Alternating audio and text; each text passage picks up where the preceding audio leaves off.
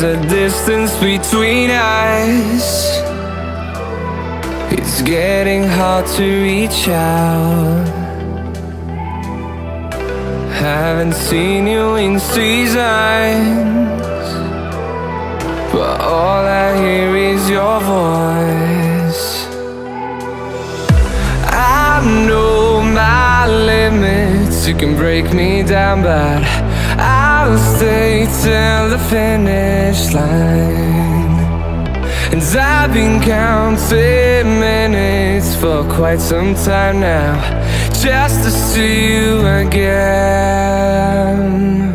And I've been counting days to get away, to see you again, see you again.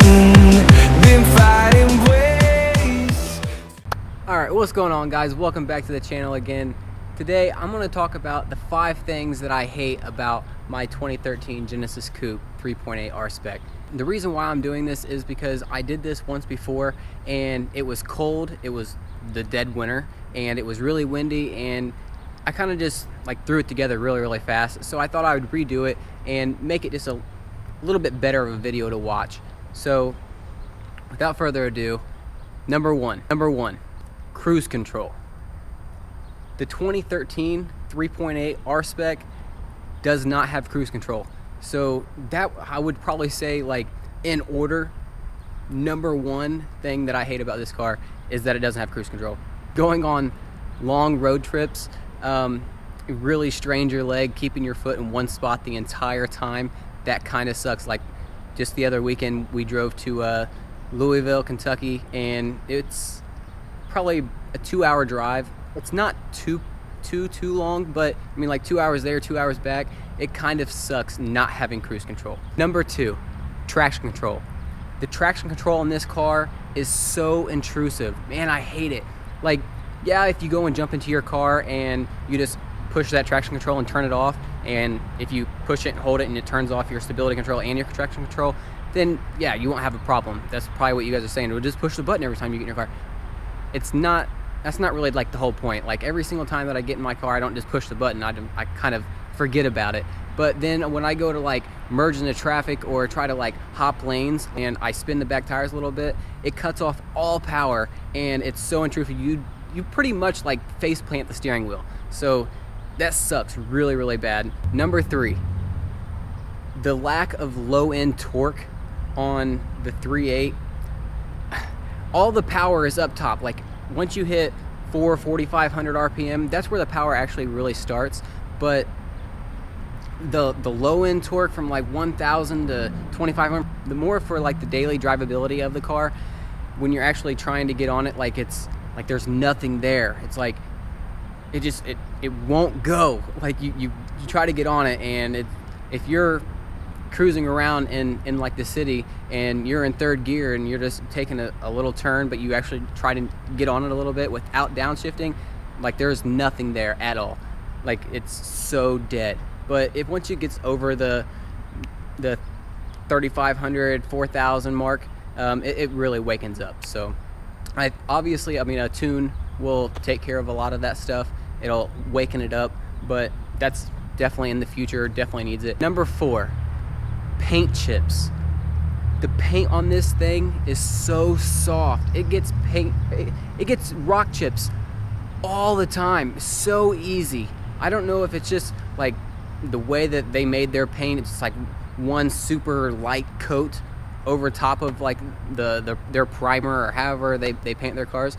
I don't know if it's just super soft, but it chips really easy. So like, I have to have a touch-up brush with me at all times, because it seems like at least once a month I'm having to touch up a little rock chip, you know, and it gets them so easy. And it's aggravating, because I try to keep my car clean, and those little rock chips, man, it's like far away, you can't really see it. It looks really good, but right when you get right up on it, you can see them, and it's like, it drives you crazy, especially when you're a car person, you're a car enthusiast, and your car is pretty much like really part of your family. It's your baby. You take a lot of pride into it, and you go and get those little rock chips. It really pisses you off. So number 4, is the paint. And the same thing I think I said in my last one when I did the 5 things. Number 5, the haters. Hyundai haters. If you have any car that isn't Hyundai, a big majority of people hate on Hyundai because they think it's 1999 and it's not. They think that the car is a piece of crap and it's not. This car is so much better than what everybody thinks that it really is. They really need to drive one and experience the handling. It's like on rails. The power is really, really good once you're above 4,000 RPM at least. The looks, it looks freaking awesome. So I don't know what you guys would hate on besides that it's a Hyundai.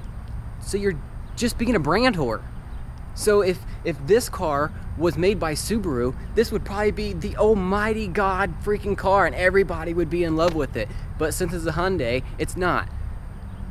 I don't get it. Stop hating on Hyundai and go drive one. And then if you really can go and say that it's a piece of shit and it's falling apart and you're having all these problems, then maybe you just got a lemon. But my car, I've never had a problem with it, ever, at all. So I don't get it. I don't get why people have so much hate on Hyundai. And I'm not saying just because I drive a Hyundai and I'm defending it, it's not that at all. But if I had a Subaru STI like I've always wanted, if I had an Evo or an S2000 or whatever other kind of car out there, if Supra, whatever, if I had one of those cars, I still wouldn't hate on the car. The car looks freaking awesome. It'll keep up with quite a bit of cars on the road, unless your car is like super built. It really, really, really nice of a car, and people need to stop hating on people really need to stop hating on Hyundai and go drive one before you start hating on it. So guys, that was my rant. That was my 5 things that I hate about my car. I don't hate the car at all. I really don't. But there are always little nitpick things that you can always find about a car that you drive. For over the past year now, year and a half, I've owned this car. And there's always little things that you can find that you wish were different. But you're never gonna have like a perfect car. There's always gonna be little things that you just don't like. So those are 5 things that I don't like about my car. So if you guys like that video, hit that thumbs up button. If you haven't already, subscribe to my channel. Till next time, guys, make sure always remember, keep it random. Peace. Oh, I'm also gonna make 5 things that I love about my car. So stay tuned for that.